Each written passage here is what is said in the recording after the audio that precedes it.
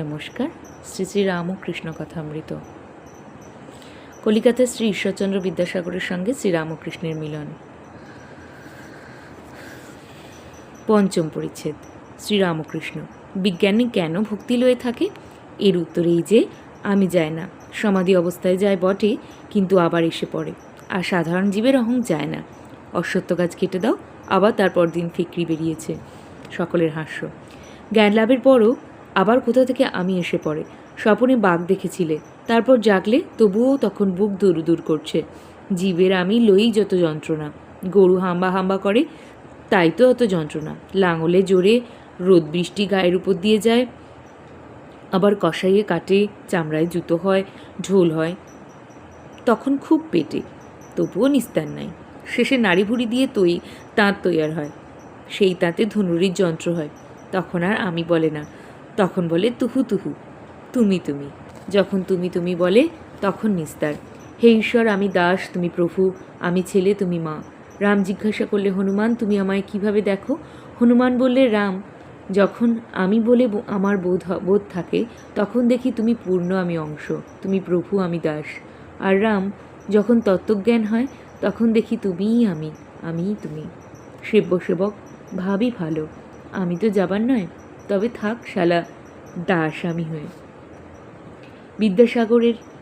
বিদ্যাসাগরকে শিক্ষা। আমিও আমার অজ্ঞান, আমিও আমার এই দুটি অজ্ঞান, আমার বাড়ি, আমার টাকা, আমার বিদ্যা, আমার এইসব ঐশ্বর্য, এই যে ভাব, এটি অজ্ঞান থেকে হয়। হে ঈশ্বর, তুমি কর্তা, আর এসব তোমার জিনিস, বাড়ি, পরিবার, ছেলেপুলে, লোকজন, বন্ধুবান্ধব, এসব তোমার জিনিস, এ ভাব জ্ঞান থেকে হয়। মৃত্যুকে সর্বদা মনে রাখা উচিত। মরবার পর কিছুই থাকবে না।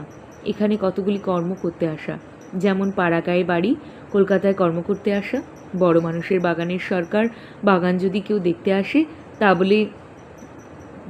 বলে এই বাগানটি আমাদের, এ পুকুর আমাদের পুকুর।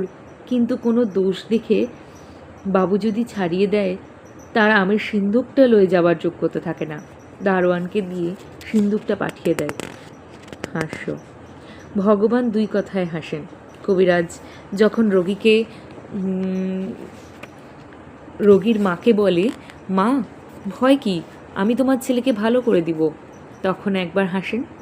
এই বলে হাসেন, আমি মারছি, আর এ কি না বলে আমি বাঁচাবো। কবিরাজ ভাবছে আমি কর্তা, ঈশ্বর যে কর্তা, একথা ভুলে গেছে। তারপর যখন দুই ভাই দড়ি ফেলে জায়গা ভাগ করে আর বলে, এদিকটা আমার, ওদিকটা তোমার, তখন ঈশ্বর আর একবার হাসেন। এই মনে করে হাসেন, আমার জগৎ ব্রহ্মাণ্ড, কিন্তু ওরা বলছে এই জায়গা আমার আর তোমার।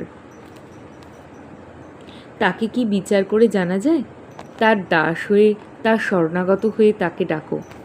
বিদ্যাসাগরের প্রতি সহাস্যে, আচ্ছা তোমার কি ভাব?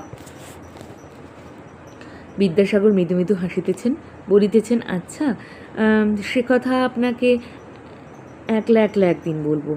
সকলের হাস্য। শ্রীরামকৃষ্ণ: তাকে পাণ্ডিত্য দ্বারা বিচার করে জানা যায় না। এই বলিয়া ঠাকুর প্রেমোন্মত্ত গান ধরিলেন। কে জানে কালী কেমন, স্বরদর্শনে না পায় দর্শন, মূলাধারে সহস্রারে সদা যোগী করে মনন।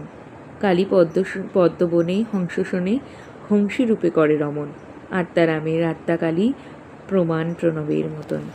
তিনি ঘটে ঘটে বিরাজ করেন, ইচ্ছাময়ীর ইচ্ছা যেমন। মায়ের উদরে ব্রহ্মাণ্ড ভাণ্ড প্রকাণ্ড, তা জানো কেমন?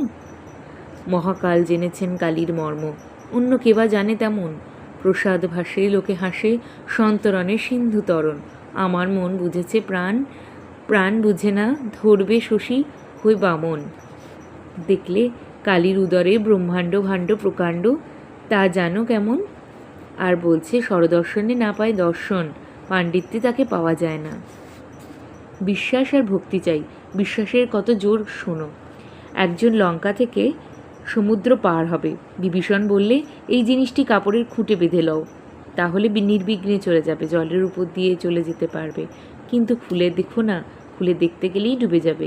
সে লোকটা সমুদ্রের উপর দিয়ে বেশ চলে যাচ্ছিল, বিশ্বাসের এমন জোর। খানিক পথ গিয়ে ভাবছে, বিভীষণ এমন কি জিনিস বেঁধে দিলেন যে জলের উপর দিয়ে চলে যেতে পারছি। এই বলে কাপড়ের খুঁটটি খুলে দেখে যে শুধু রাম নাম লেখা আছে, একটি পাতা রয়েছে। তখন সে ভাবলে, এই জিনিস, ভাবাও যায় অমনি ডুবে যাওয়া। কথায় বলে হনুমানের রাম নামে এত বিশ্বাস যে বিশ্বাসের গুণে সাগর লঙ্ঘন করলে, কিন্তু স্বয়ং রামের সাগর বাঁধতে হলো। যদি তাতে বিশ্বাস থাকে তাহলে পাপই করুক আর মহাপাতকই করুক, কিছুতেই ভয় নেই। এই বলিয়া ঠাকুর শ্রীরামকৃষ্ণ ভক্তের ভাব আরোপ করিয়া ভাবে মাতোয়ারা হইয়া বিশ্বাসের মহাত্ম গান গাইলেন। আমি দুর্গা দুর্গা বলে মা যদি মরি, আখেরে দিনে না তারও কেমনে জানা যাবে গো শঙ্করী। প্রণাম ঠাকুর মা স্বামীজি, নমস্কার।